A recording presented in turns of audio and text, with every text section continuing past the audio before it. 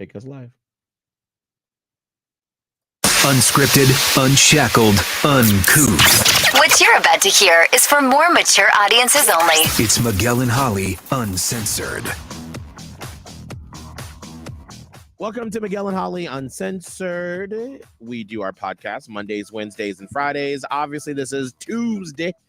If you're listening to this audio-wise, or if you hop on to where we stream it on the Miguel and Holly Facebook and YouTube channel, make sure to leave us a review, please. We'd greatly appreciate it. We're on our road to 500. And once we get to 500 reviews on Apple Podcasts, we're going to give somebody a $50 on Venmo. Yeah. Like a little contest. I don't know how we're going to do it. I don't know either.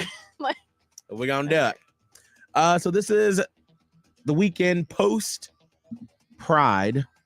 As we're wrapping up Pride Month. And if you're new from the Charlotte fam and the Platypus Posse, Holly splits her time between here, Charlotte, and Tampa. So producer Kelvin and I were down in St. Pete for St. Pete Pride, and we got to see Holly in person. Yay! It was so nice. Sure did. It was awesome. That's what it was. It was awesome. We had a little pre-party at my homestead Friday night. And it was a lot because I just flew in and my flight had gotten delayed Friday. And so it was like, got there, I Ubered from the airport to the house, and it was like shower. By the time I got out of the shower, people were there. And I was like, all right, let's go. Let's go. That's a lot. That's overwhelming. Didn't even know you were in there. Kelvin was like, I was like, where's Kelvin? And I'm like, oh, he's sleeping in the guest room. I'm like, oh, must be nice. Wow. Sometimes you gotta take the nap. It's a very comfy bed, by the way. Thank you. So Kelvin, this was your first St. Petersburg Pride in Florida. Yes. How was it for you? I don't even know how to describe it, to be quite honest. It was like, oh dear. It was amazing, first and Oh, foremost. good. Like it was a good not knowing how to describe it. It was, yeah. I think I wasn't able to fully go as hard as I could, but that also is just okay. Like it is okay to not wake up hungover and feel like you hate your life and oh my God, it takes a few hours. I was fine not raging super hard, even though I anticipated that I was. Yeah. But it was beautiful. I thought the first day was great. I did almost pass out at the beach because I tried popping my eardrum from the airplane. And when I got up from the water, I lost my balance. Oh my God. That stresses me out. Like I'm feeling weird in my ears right now thinking about that. It was the scariest thing ever, being in the water, not being able to walk. And Miguel's husband was by the shore. So my fiance was like, help. And so I looked like the crazy person trying to get out of the water. After that, I got a nice little suntan / sunburn. And I felt good in it though. I felt real good. And that's when the festivities started. Miguel's home is absolutely beautiful. I don't think the episode gave it justice in a weird way. And I don't know if that's the first time you've heard it or maybe other people have told you that, but it is way bigger than the episode shows. The two rooms are beautiful. That I'm obsessed with your steamer in your laundry room. Oh, I loved it. It's like a little sauna time machine. What else? Cocktails is cool. I thought it was such a really cool space and a really cool area. We went a day where it was dead, and then we went a day when it was like extremely packed. And both times were really fun. We tried out Wild Child on Central, and it was really good. What else did we experience? And every single freaking corner, Miguel was getting recognized. Yes, everybody knows. Miguel is like everybody. St. Pete is like the bar Cheers, and so Miguel comes back, and they're like, "Miguel!" Yes. Yeah. That was really cool to experience because Miguel does get often recognized here in Charlotte, but it's from time to time. In St. Pete, it was kind of like in every single corner. Yeah. And it was just really cool. Like that's.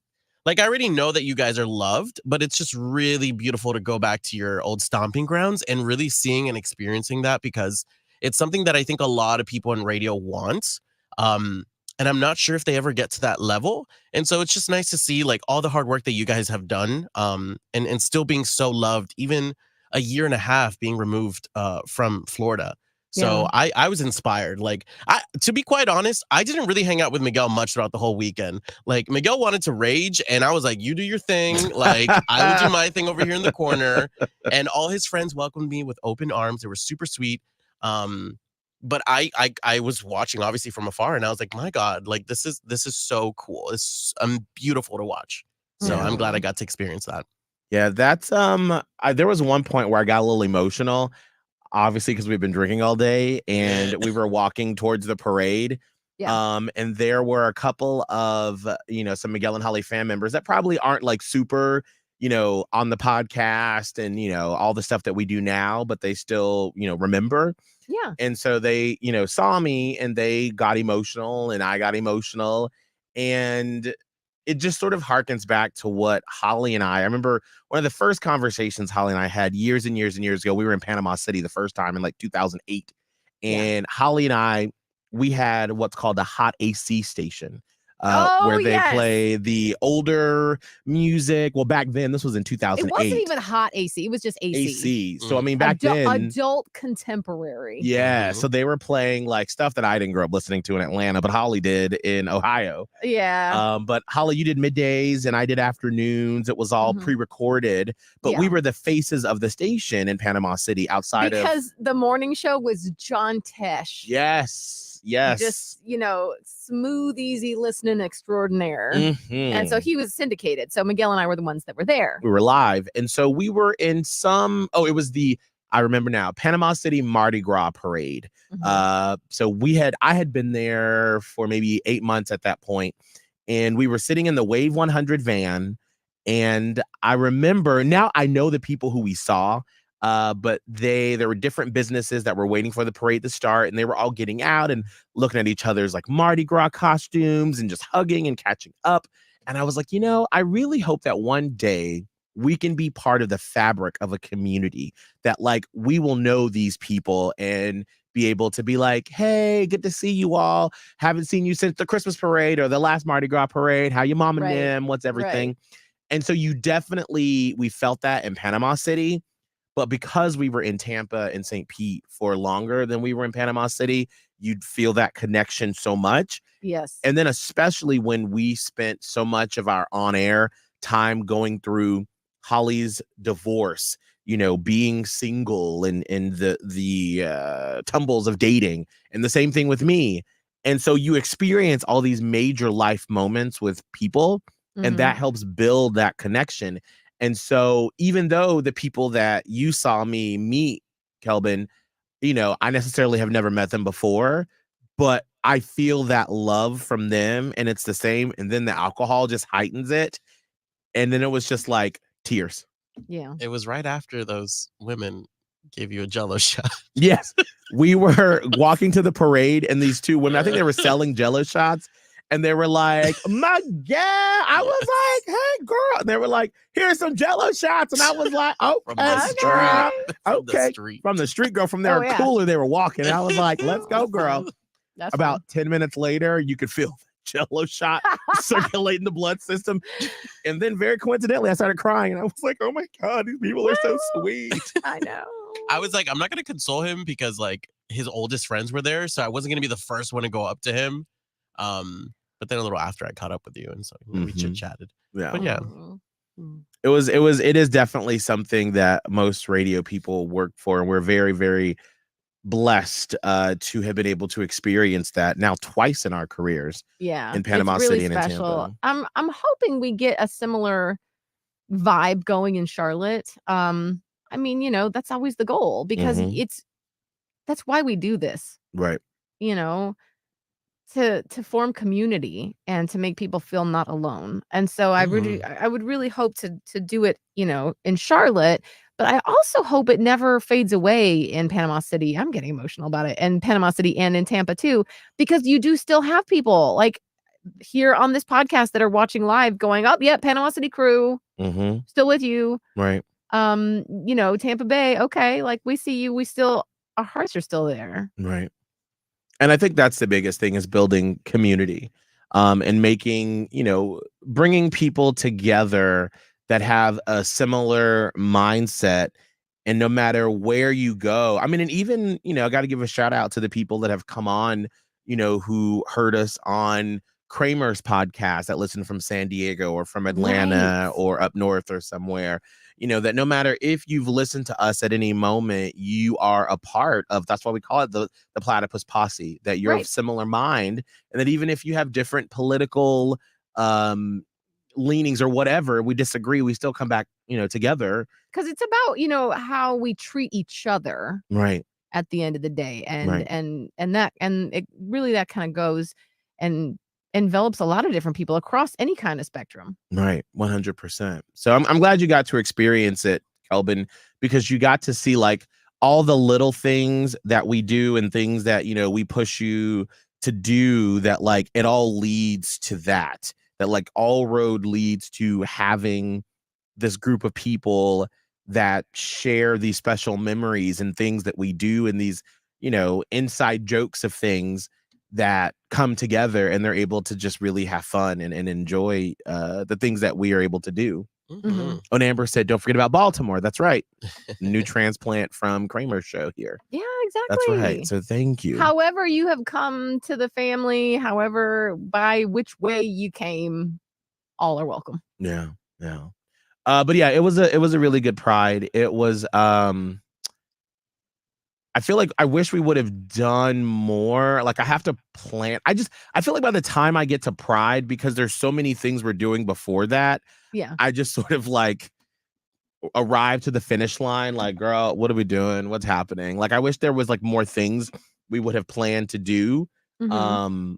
But I also am just so used to like working the event that I also just kind of wanted to like be a spectator and just casually experience it and not be like on a deadline of, all right, it's 10 o'clock, we need to be here. It's 2 o'clock, we need to be here. Because then trying to get, Kelvin on time somewhere, Girl, I was not the one not on time this trip. I was there behind you every single step. Don't play. Absolutely not. No, but just trying to drag gay people yes. on time to anything. You got a big ass group of friends. Oh my gosh, it's a lot. That's a lot to navigate that. Yeah, they cute though. Mm-hmm. Yes, they are. It takes time. Now, Holly, you came over Friday night to the little pre-Pride party and brought Maya. Did she have fun? I think so. I mean, it was a lot for her because it was loud and it was crowded, and she was like I can only imagine, because when you're a kid, you're not even at the same level as adults height wise. So everything is up here, and it's just like very high ceilings. A lot. It's a lot. So she kind of just chilled out in your spare bedroom with her iPad, but I think she enjoyed it. She was very worried about what shirt she was going to wear. And so that's when she wore her Wicked shirt, which I told her to wear that one. I go, listen, the gays are going to love the Wicked shirt. Okay. She's like, no, nobody even likes this anymore. It's like not even a thing. And I'm like, no, you don't know what you're like. I love you so much, but like you're 9. You don't know what you're talking about. Like, let me guide you in this, please. And she got so many compliments on the shirt. So then she didn't say anything else after that. So I was like, she knows I was right. She's like, I guess, Mom. Ugh, whatever. Right. So I think she enjoyed it. And it was funny because we were at my person's parents' house the next day. And they were like, what'd you guys do last night? She's like, we went to this party with the gays. And it was, I got to meet Kelvin, and he was a lot taller than I thought he was going to be. And I'm like, she was just really wowed by Kelvin's height. I don't know. Yeah. So that, yeah. So she was excited just to be included, really. So I was like, you got to see all the sides of life. So here we are. Yeah. So I was just really glad we got to go. It was, since I did have her this past weekend, we couldn't really do much else. Like there was going to be no going to the parade, really, right. Or anything like that. But I was glad we got to go and just chill for a little bit. It just sucks because like I wanted to see you guys more, but I was like, y'all are doing your gay thing. You don't got time for the straights over here. So it's I get it. And I'll be in Charlotte again soon. So that's all good. Yeah, I want to come back and just like do like a casual weekend where there's not like any big events. There's no casual weekend, Miguel. Every weekend that turns into like an event. No. And that's fine. But just saying like not for something that just takes up time. All weekend. Right. Where it's just like, oh, hey, we're going to be there the 3rd week in September. Just cause. Right. Where it's just like, oh, we're going to just live life if it was like a regular weekend and not because there's something. Yeah. Because there were several people that were like, I didn't know you were going to be here. And I was like, girl, I can't It's a advertise it, lot to but coordinate. it Too. is. It's too much. It can be too much also. Yeah. I am curious, Holly. I feel like, and I've mentioned this before on the podcast, I have for the past probably 5 years really been trying whenever I see Maya not to be loud. Has Oh, she like am I still loud to her? Because I really try to always go no, in I think it's super fine. soft. No, I think it's okay. Like I said, it was a little, she gets overstimulated easy, I think, which is why when we walked in, she thought it was going to be more like New Year's Eve where there's just a sprinkle of people and there's like, she can kind of do her thing and people are talking to her. When Right. we walked in, it was like the club. Like, Right. It was like, and she was like, it's not just you loud, now everybody's loud. And Right. so she still is a little bit overstimulated by noise like that, but I don't think, I think it's fine. I okay. think. So I'm always just like, hey Maya. No, I think maybe How are you? just be normal, but don't be too much. Like, just be your normal self. Like, There's no normal baseline for me. it's gotta be a baseline. I don't know. I had given her a hug, and then halfway I was like, "Oh fuck, she doesn't like hugs." I was like, No, "Oh." she does. She likes okay. hugs. Well, I don't really know. I don't know. She's an interesting character. She's okay with hugs though. Okay. But we try to tell kids nowadays, like, you don't have to hug if you don't want to. Mhm. But then I always find myself forgetting about that. And I'm like, go hug. I'm like, no. I mean, or don't, or do what you want, or you know what? I don't even know what to tell you. I don't know where we're at with parenting right now. So I know that's why I feel weird, like with kids now, because whenever I saw my friends do that with their son, who's a lot younger than Maya, and this was maybe a year or so ago, and like I was like, hey, can I have a hug? And then he walked over and then he just fist bumped me. And they were like, yeah, we've been teaching him, whatever, if you don't like hugs, you have to hug. And I was like, I really appreciate that. Cause I remember there were times where I was like, I didn't want to hug some of those people. I know. Or because they would like tickle me and like it was not funny. And I did not like that. You can put kids in it. Like, kids are humans too. Right. Like, they get put in weird, uncomfortable, awkward situations. Right. Too. And then I would like really appreciate that. But now like I don't know how to be like, so I'm just like, hey kid, if you want to do a fist bump, if you want to do it. So I normally just go for a high five now. I'm just high like fives are safe. High five. High fives or fist bumps are safe. High five with that. Yeah, high five. Because I don't know either. Like, I think she was fine. I think she was just a little overstimulated with like the noise level that it was. And of course, she didn't really know many people. Right. And if you think about it, Miguel, she doesn't really know you. I No. mean, she does know you, but she Right. doesn't have any connection point Right. with you other than through me. And Mhm. so it's kind of awkward because she knows that we're such good friends, but she's not part of that. Right. So then she just went in the room and took her shoes off, and I'm like, oh, she's at home. She took her shoes off. She's good. So I don't know. I just really want, as she grows, I want her to be aware of all kinds of different people, different looking, different acting, different walks of life, and be open-minded about everybody. So that's why I thought it was really good that she came. Yeah. I like my first, well, granted it was different times, but like my first gay couple that I ever saw, I freaked out in high school, and I had never seen that or experienced that. And I was always told that it was wrong. So I can't imagine if I was 9 going into a party like that. I'd be like, what are we doing here? I know. And so. she doesn't get to see that aspect of it. Like, we don't party with her. I don't. Because yes, okay. I don't party with her because it's a kid and I'm the adult, and I'm not trying to, in my opinion, I know other parents think differently and that's fine. But in my opinion, I'm not trying to introduce her to like all this stuff. But also I can't be, I got two me's. Okay. I got like non-mom Holly and mom Holly, and the two don't mingle well because I don't know how to cross that line. I don't know how to walk that. Maybe it'll be easier as she gets older, but like, I'm mom to her. I can't be getting tipsy and also be mom. I don't switch back and forth very well. Whereas like, I know she sees other realities where that's not the case, but like for me, I don't know how to bridge those two. So I lost my point. Nope. She said, and period.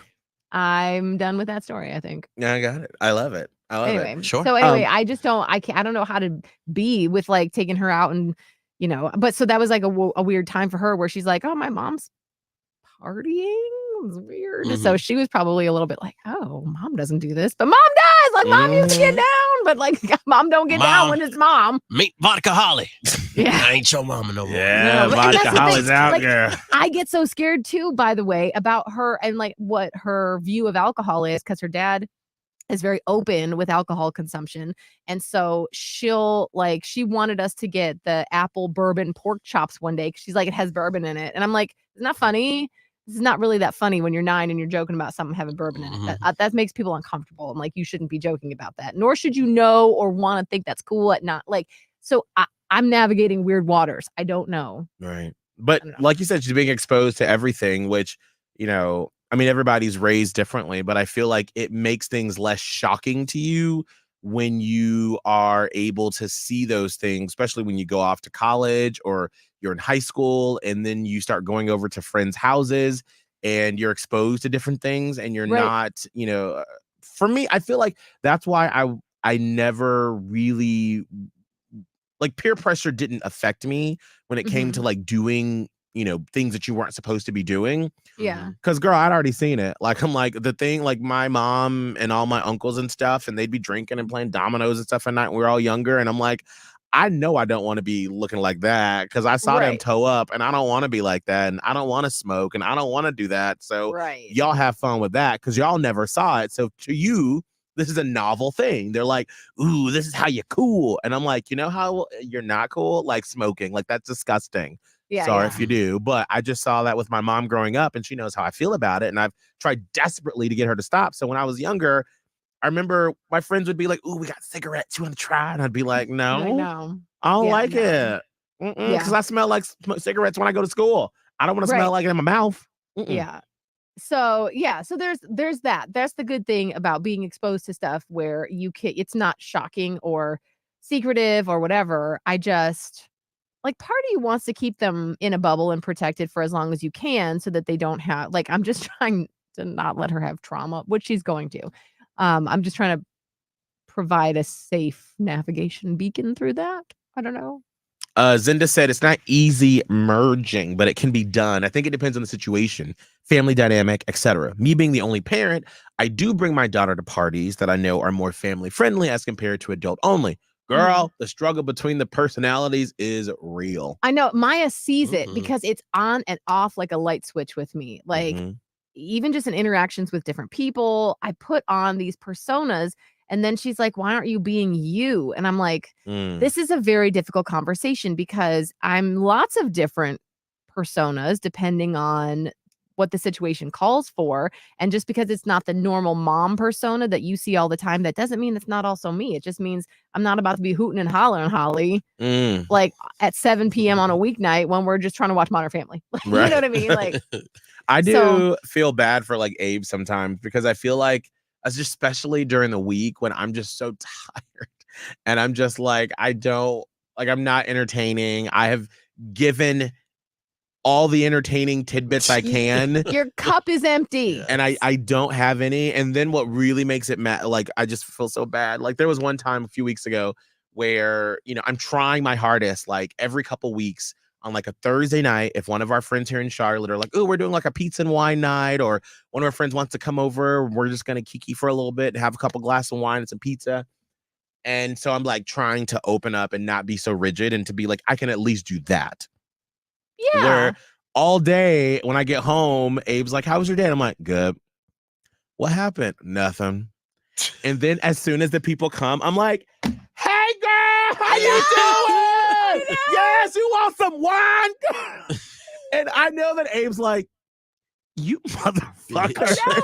You have given me nothing all day. And now when someone else comes in the house, you want to have energy. And I'm like, no, that's what Maya feels like. Do you remember that one phone call that we had this was a phone call Miguel and I had jointly with our agent, who is like this powerhouse tiny lady who is like a ball busting get things doneer, right?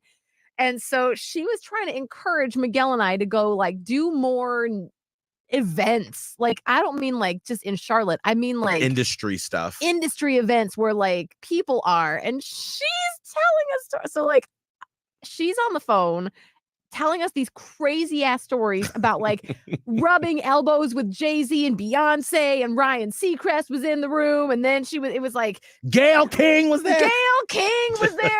And we're just like, oh, what? Oh, and then we hang up, and I'm in the car line, right? Normally I'm in the car line for school. I pick up Maya, she gets in the car, and I'm just like, hey, how was school? And then she either has had a good day or bad day or whatever, and I'm just listening, and then like if she stops talking, then I'm quiet. Because I'm just quiet driving home. If she wants to say something, I'm just like, okay. This particular day, Miguel calls me immediately after our agent gets off the phone with both of us. And we are just floored that we've had this conversation with her about all of famous people. And we're like, Gayle King! Miguel and I are putting on our finest shtick for each other, in which we are just like uproariously going at it with fakes, and everybody like, Ryan Seacrest probably come in. We're like, what are you doing? We're just, and I'm like, hey, wait, that's crazy. We go, yeah, that's crazy. I'm like, okay, bye, girl, bye. And I then turn around and I was like, what was that? And I'm like, well, it's so crazy because our agent, ha! And then I forgot I had other kids in the car too, and they were all just like, what now? What are you talking about? What are you And doing? Maya has said on one occasion, like when I hang up with Miguel and my face turns an immediate goes into just like blank face. And she's like, how come you're always so excited to talk to Miguel, but you're not always excited to talk to me? And I'm like, no. Oh. Well, it's not that I'm not excited. It's just that I don't talk to him as much. Like if I talk to, like if I saw you day in and day out, like when we used to live together, I would not be this excited all the time. Right. No, not at all. It's awkward. But so Maya feels Abe's pain. Yeah. I think I'm generally a quiet person. Quiet? Even when you're out though? Yeah, I think it depends. Like if I know who's around me, then yes, I'll be chitty chatty, kiki, and ha ha ha, all that. But when I'm in a room of people I don't know, like I'm not going to be the one being the loudest in the room and talking and this and that. I think when I know my audience, I'm pretty good. But generally, even when friends do come over, like on weekdays, I just want to hear them talk. Like I don't want to lead any conversation. I don't want to. I don't. I just want to hear you guys talk and laugh and just chill. Yeah. I don't know.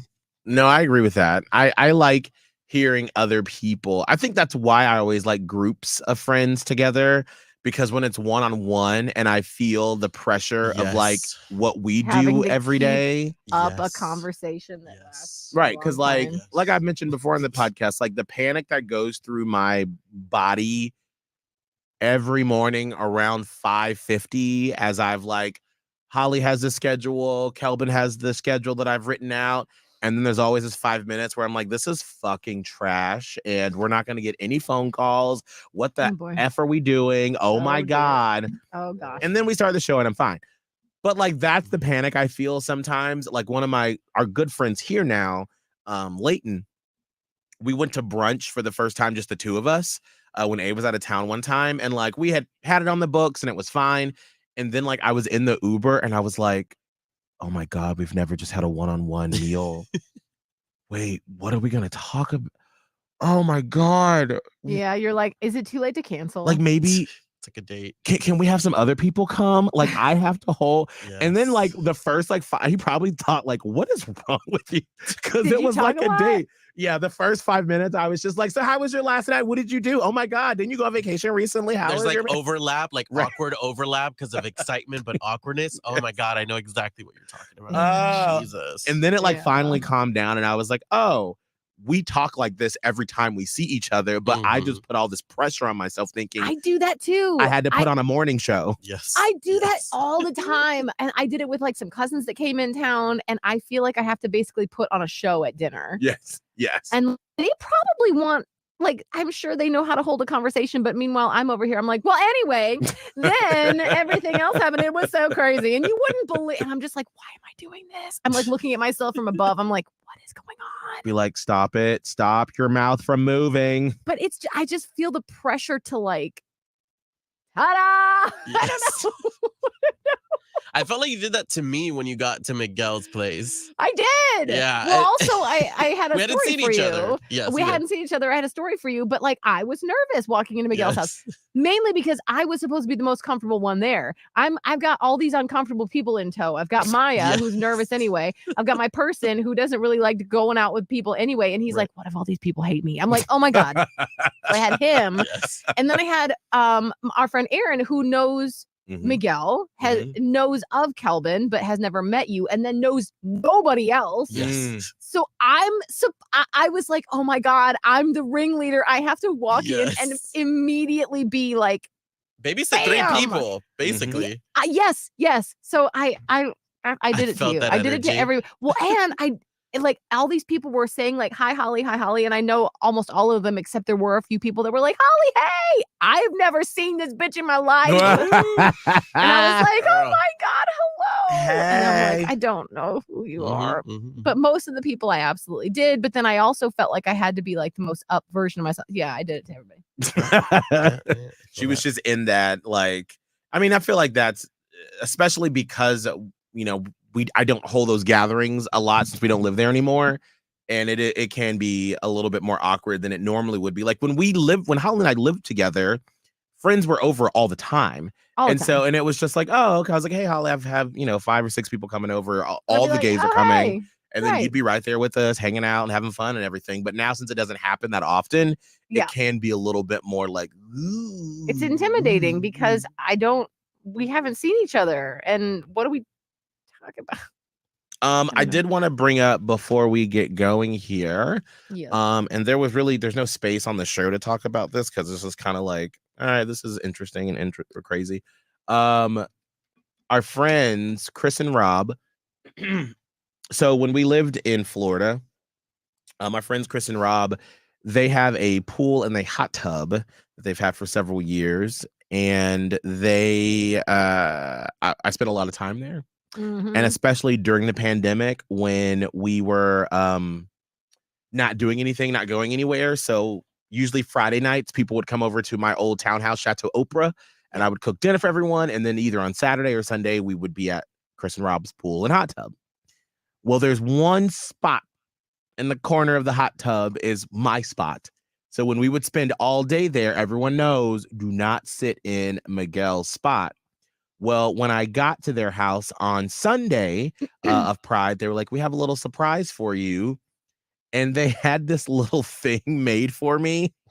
Like this a little. Is so cute. I felt like, I'm like, this is my memorial spot. It does look a bit like you've died. You've passed on, and that spot shall remain open in your honor. So it's so cute. It's a little tile that they have, like, around the hot tub. It says, this hot tub spot reserved for Miguel Gadakian, which is my name, my married name. And it was just the sweetest thing in the world. And I was just like, this is my little spot right there. And I was like, one of the nicest presents I've ever received. That was just so cute, the thought that they put behind that. So I just want to take a second to say thank you to our friends, Chris and Rob, for doing that for me. Oh, sweet. It'd be awkward if you guys stopped being friends. Yeah. We're not manifesting that, but I'm just. They would just throw that tile like right in a dumpster. Or if I actually passed away and then I had to put this in memoriam hot tub spot reserved for Miguel. Oh my God. Just an extra little plate on top. Jesus. Be too much. Jesus. Be like, we hope that day never happens. So. I mean, it's going to happen one day, but not now. Not now. No, anytime soon. Better not. Anybody have anything else about Pride they want to say before we get out of here? Nothing appropriate. No, that's scary. That's okay. That's fine. Producer Kelvin, what is your social media information people can find you? At Kelvin Live. You can find me on TikTok, Twitter, Instagram, and that's pretty much it. Holly? Radio Holly, TikTok, Twitter, Instagram. Thank you. I am Miguel Fuller. You can find me on Instagram, Be Real, on Twitter sometimes. Also, if you're on Peloton, add me on there, Miguel Fuller. We can do a ride together. We will see you all tomorrow on Wednesday. Bye. Miguel and Holly Uncensored. Catch it on the iHeartRadio app or anywhere you listen.